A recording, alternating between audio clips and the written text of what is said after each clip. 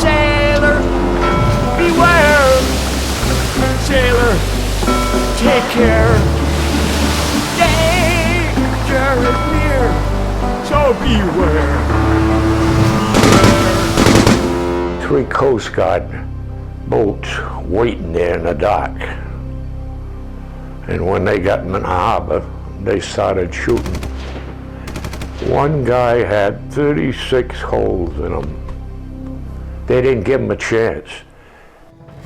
About 25 years ago, I met a very interesting old-timer here in Newport named Leo DuTilly.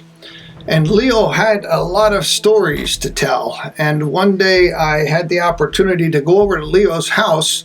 It was actually one morning, and he popped open a couple of beers, and he told me his life story, which I had on a little Sony camera that I had at the time on a mini DV.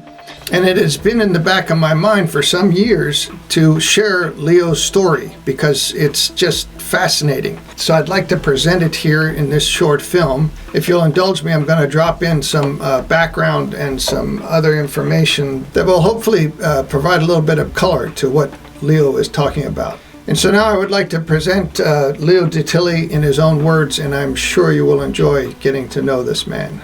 What year were you born? 1907. You wasn't around then. And were you born in Newport?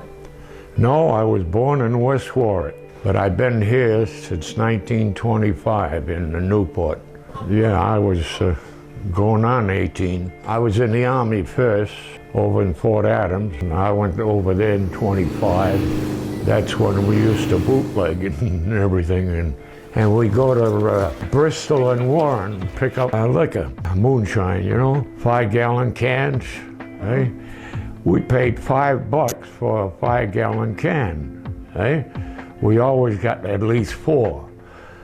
Then to take it to town, we'd wake this guy up in town and we'd give him the liquor. And he used to go around pick up jugs, you know, gallon jugs. So then he'd fill them up, then take them around a different booze place, sell them. Oh hell, we made out like bandits. Oh boy, them were good old days. But like I say, if the Army ever found out, I'd still be in jail, I guess.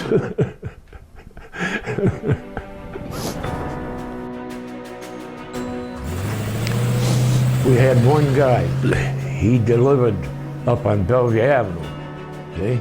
We'd give him 4 or 5 cases of beer, whatever, and then he'd go distribute it to the millionaires up on Bellevue Avenue. Men and women who have champagne on the brain. Because during Prohibition, you know, hell, they couldn't buy it. You couldn't guess how much they charged him.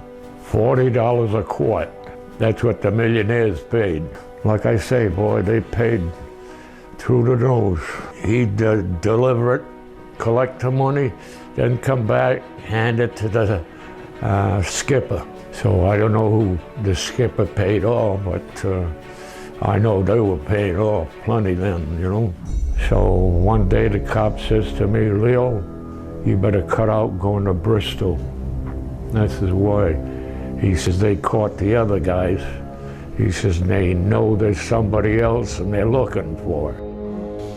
So that's when I quit.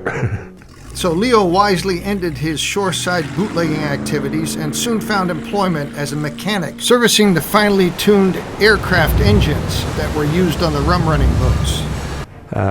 Ben Kavaka was a good friend of mine, so that's how I got in on it.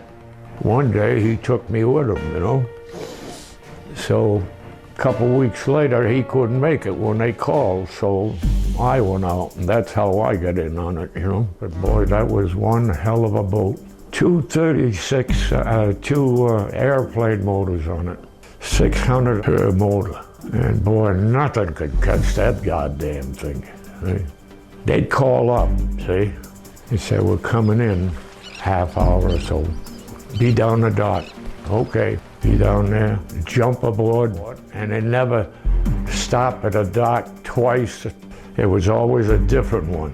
Because boy, if it looked like police or Coast Guard or anything, out to sea they'd go. And boy, that bow would be sticking up there, boy, going like hell. You jump aboard, out 12-mile limit. Any repairs or anything, tune-ups, that's where we did it. Out there, 12-mile limit, because then they couldn't touch them, see? They'd take you back, you jump off, they'd hand you an envelope. That was it. The last job I did on it, I tuned it up, one spark plug. When I got back, I opened the envelope, 80 bucks. Boy, that was money them days. All I know is the skipper was from New Bedford. You never seen them guys in town. Where they went, I don't know, but you didn't see them in Newport. But they never mention a name, because if they mention a name, then they'd be out of luck. They'd get caught sooner or later, you know. For a time, rum running was a bit of a cat and mouse game between the rum runners and the Coast Guard, and a lot of the rum runners were actually former Coast Guard sailors. In the National Archives in Washington, there are photographs that give evidence to the theory that the federal government was applying deadly force, not only excessively, but probably illegally. At the same time, there arose a robust aftermarket for seized liquor that seemed to disappear from government custody. They came in on Christmas Eve. They had a load of liquor, Golden Wood from England. Coast Guard started chasing. They got out to sea before they could even get near them. So then they figured, well, they'll be back New Year's Eve, you know, with a load of liquor. So, sure enough, 3 Coast Guard boats waiting there in the dock. And when they got in the harbor, they started shooting. One guy had 36 holes in him. They didn't give him a chance. They just started firing. 30 caliber machine guns. The Coast Guard had 2 of them on board their boat, you know. I was ambulance driver. So I got a call. I don't remember whether it was 1 or 2 o'clock in the morning. Go down the dock. So I took the ambulance, went down there. The skipper just had shot in the hand. I took the guy up in the ambulance to the hospital. Army hospital. So he put the bag down. So the doctor's working on it. So he says, give me a hand. So I reached down to move the bag. He said, leave that goddamn bag alone, he said. I said, what the hell's so important about that? He said, there's 5,000 bucks in there. He says, I want to make sure I leave with it. So I took the guys up to the morgue, and there's 3 of them. One guy was already dead. The other guy died on the way to the hospital. The other guy was dead. There was 3. So I took the guys up to the morgue. And when I got off, one of the seamen there said, hey, here. He handed 2 quarts. Hide them, he says. Golden Wood. That's what it was. And this one guy, how I was sure of it, he had a beautiful leather jacket. So he was dead. I figured, Jesus, he can't use this leather jacket, I'll take it. I held the damn thing up. Christ, it had 36 holes in.